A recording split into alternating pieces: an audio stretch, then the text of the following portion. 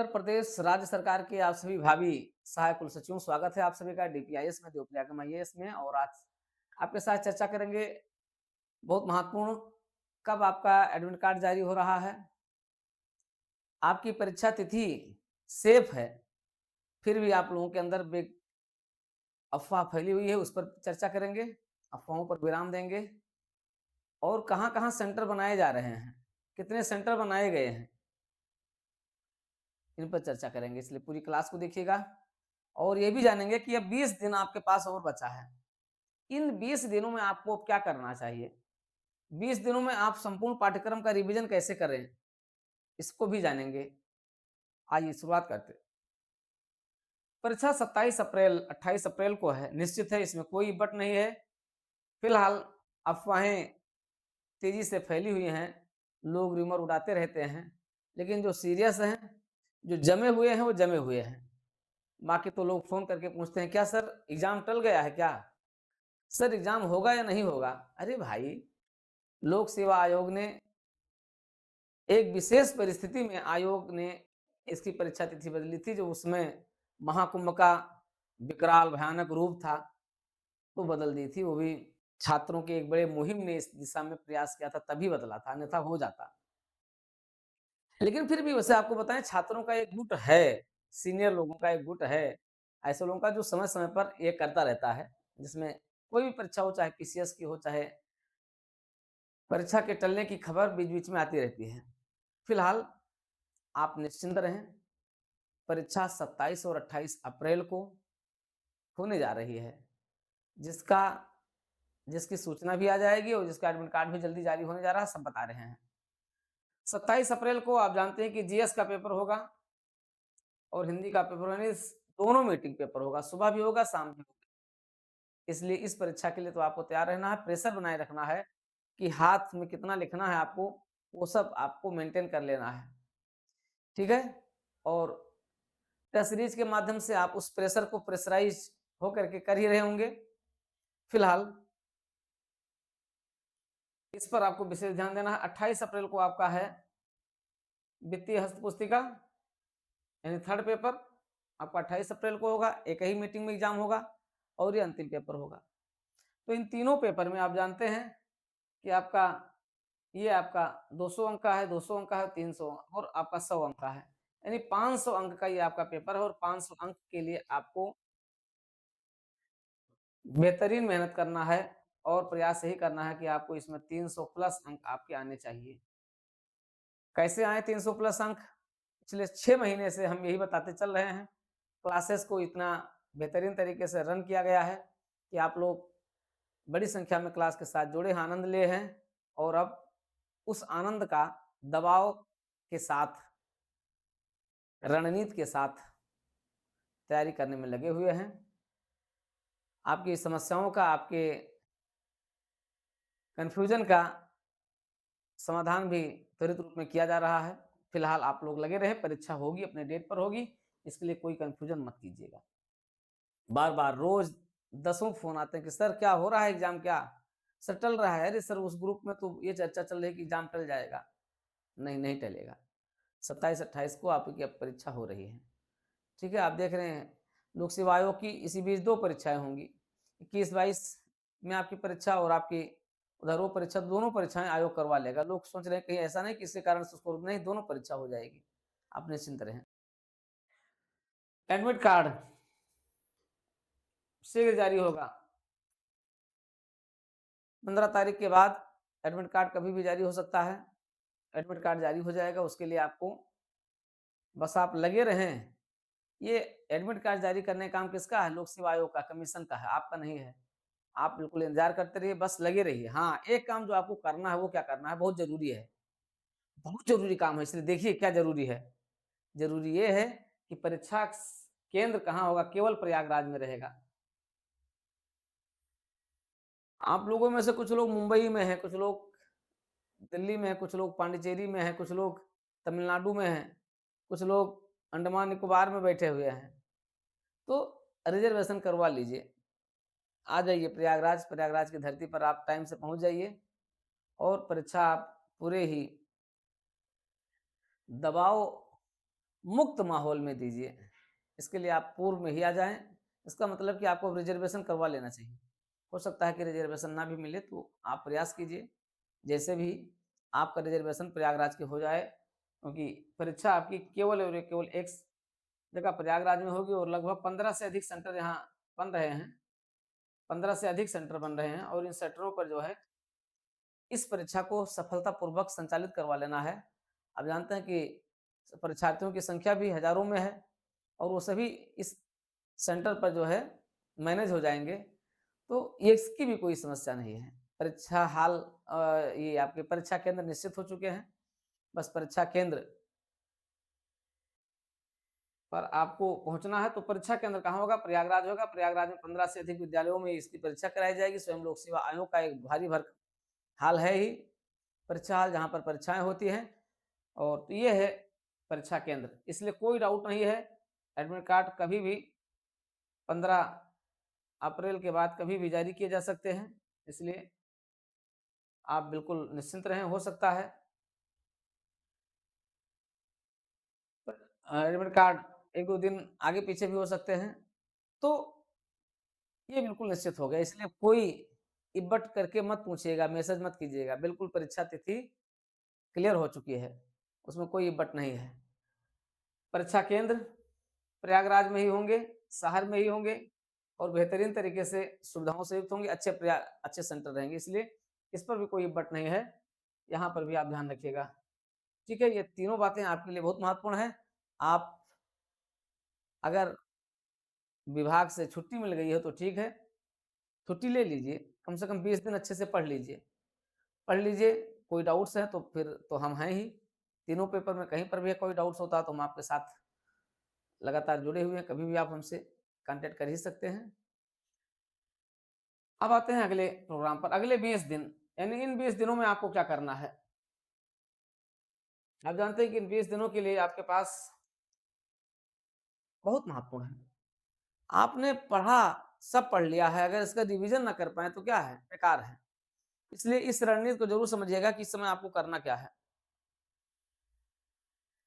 अगले 20 दिन आपके लिए क्या हैं? अत्यंत महत्वपूर्ण हैं और इन 20 दिनों में आपके पूरी मेहनत का प्रतिफल आपको दिखाई पड़ेगा, जिसके लिए आपको करना क्या है? आप तीनों पेपर के लिए आपका पेपर 3rd है, हालाँकि ये 100 अंक का है, लेकिन 100 अंक इसलिए आपके महत्वपूर्ण हैं क्योंकि आप इसके बारे में नहीं पढ़े हैं। इसलिए बहुत लोग हैं आप लोगों में से जो समीक्षा अधिकारी भी दे रहे हैं, पीसीएस भी दे रहे हैं, तो उनका थोड़ा-सा जीएस भी अच्छा ही है, हिंदी निबंध भी अच्छा है, लेकिन उनका पेपर 3rd कैसा है, ये बहुत मायने रखता है। तो पेपर 3rd मैथमेटिकल है, इसके लिए आपको क्या करना चाहिए? पेपर 3rd के लिए आपको इसमें रिवीजन करना चाहिए और टेस्ट सीरीज़ देना चाहिए। रिवीजन दे करें और टेस्ट लगाएँ। आपको कम से कम पता चले एक टेस्ट जब आप लगा लेते हैं ना, तो आपको एक आपके अंदर कॉन्फिडेंस बिल्ड हो जाता है कि अब हम परीक्षा हॉल में भी क्या हैं, परीक्षा हॉल की बैतरणी को पार करने स्थिति में आ चुके हैं। और आप जानते हैं कि इसके लिए हम लोग लगातार सुपर 120 बैच भी चला रहे हैं और स्पेशल टेस्ट सीरीज प्रोग्राम का भी संचालन किया जा रहा है। स्पेशल टेस्ट सीरीज प्रोग्राम में आपके लगभग 6 से अधिक टेस्ट हो चुके हैं और सबका मूल्यांकन भी हो रहा है क्योंकि मॉडल आंसर भी जारी किए जा चुके हैं। मॉडल आंसर भी आपको मिल रहा है और मूल्यांकन भी लगभग का हो चुका है और समय आपके साथ परिचर्चाएँ भी की जाती हैं, आपके साथ चर्चाएँ भी की जा रही हैं। जो कुछ आंसर जो मूल्यांकन बचे हैं, वो भी मूल्यांकन हो रहे हैं। आपकी कमियों को भी निखारा जा रहा है, कमियों को बताया जा रहा है और उसका आपको भरपूर लाभ भी मिला। लाभ ऐसे मिल रहा है कि एक टेस्ट पेपर से दूसरे टेस्ट पेपर में आपके अंदर कितना परिवर्तन आ गया है, काफ़ी कुछ परिवर्तन आ गया है। तीसरे-चौथे टेस्ट पेपर में भी आप काफ़ी कुछ परिवर्तित हो गए। तो ये चीज़ें आपको ध्यान रखना है। टेस्ट सीरीज प्रोग्राम आपके लिए बहुत महत्वपूर्ण है, आप इसका तेज़ी से रिवीजन कीजिए। आपके लिए इसमें रिवीजन बहुत महत्वपूर्ण है, क्योंकि सब कुछ पढ़े हुए हो, रिवीजन ना हो आपके पास तो क्या सब बेकार है। और इस रिवीजन के लिए आपके पास जानते हैं, सबसे ब्रह्मास्त्र क्या है? डीपीआईएस का नोट्स है। कोई वित्तीय हस्त पुस्तिका काम नहीं करेगी, कोई वित्त पथ काम नहीं करेगा। मोटी-मोटी किताबें आप ले लीजिए, वित्त पथ और वित्तीय हस्त पुस्तिका, जो आप सरकारी विभाग में 7, 8, 9, 10 सालों से पढ़ रहे हैं, आपके पल्ले नहीं पड़ रहा है, ना पड़ेगा ही। लेकिन उस वित्तीय हस्त पुस्तिका को बड़े ही संक्षिप्त, सारगर्भित और सुव्यवस्थित तरीके से प्रश्न उत्तर के फॉर्म में प्रस्तुत कर दिया गया है। आप उसका आनंद ले ही रहे हैं आप लोगों में से बहुत, और ढेर सारे लोग तो वैसे भी आनंद ले रहे हैं। तो वित्तीय हस्त पुस्तिका का आपको क्या करना है, और गवर्नमेंट मैनुअल, इन दोनों का आपको इसमें रिवीजन करना है। ये रिवीजन कैसा होना चाहिए, क्वेश्चन आंसर फॉर्म में होना चाहिए। तो आपको दिमाग में क्या है, बिल्कुल सेट हो जाता है, बैठ जाता है। हाँ, लेकिन गलत भी है। आप लोग क्या है, उसको कन्फ्यूजन में भी रह रहे हैं। नहीं, कन्फ्यूजन बिल्कुल दूर कर देना चाहिए, बिल्कुल क्लियर कट हो जाए, बिल्कुल आर-पार की स्थिति में आप आ जाएँ। यही आर-पार की स्थिति क्या है, आपके लिए बहुत महत्वपूर्ण है। आर-पार की स्थिति में आपको हो ही जाना चाहिए। आर-पार की स्थिति में आएँ आप। ठीक है, सुपर 120 बैच इसीलिए चल रहा है। सुपर 120 बैच में आपका फुल रिवीजन कराया जा रहा है। कैसे?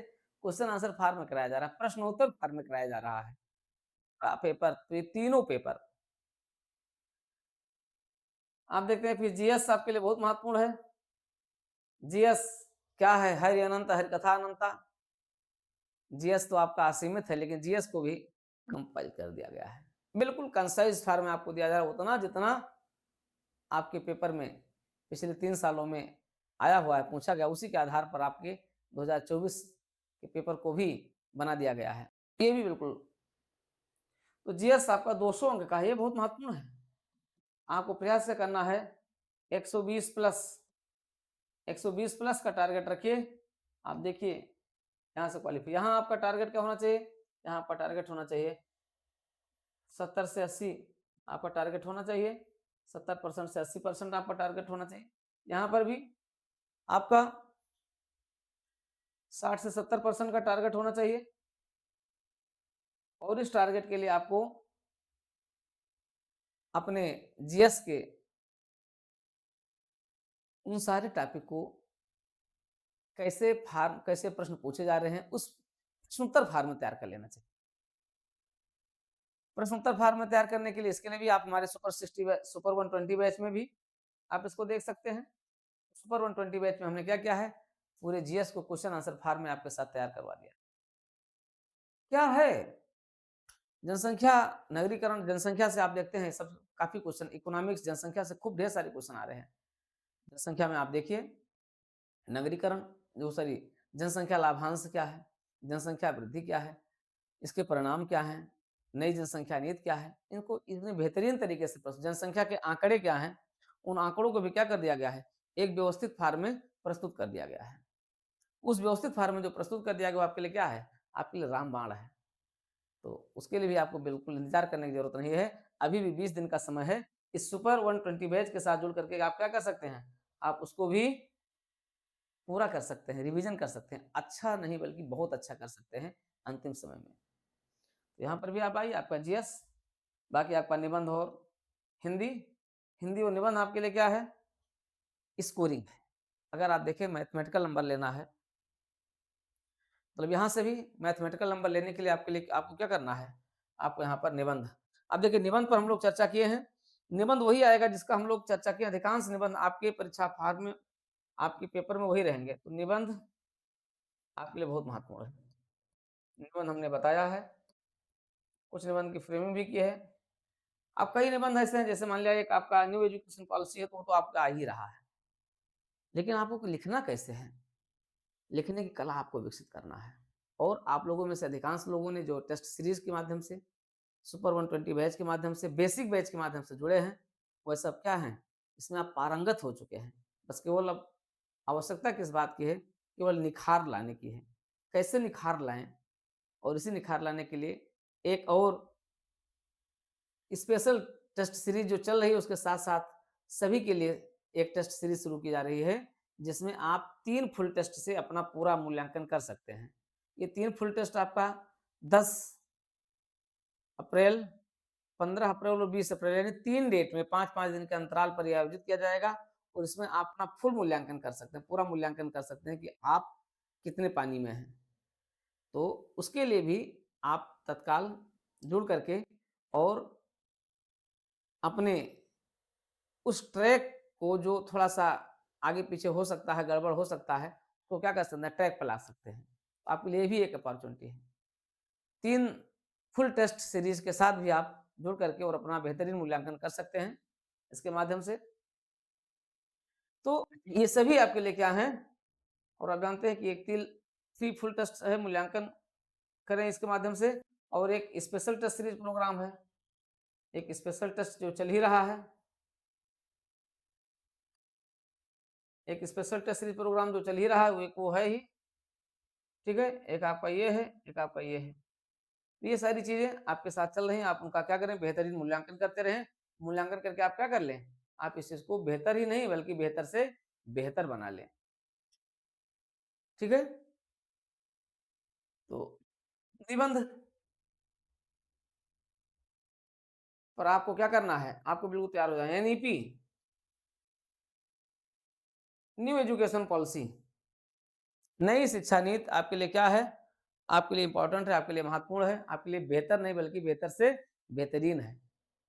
तो आप अब इंतजार मत कीजिए, आपकी परीक्षा 27-28 अप्रैल को हो ही रही है।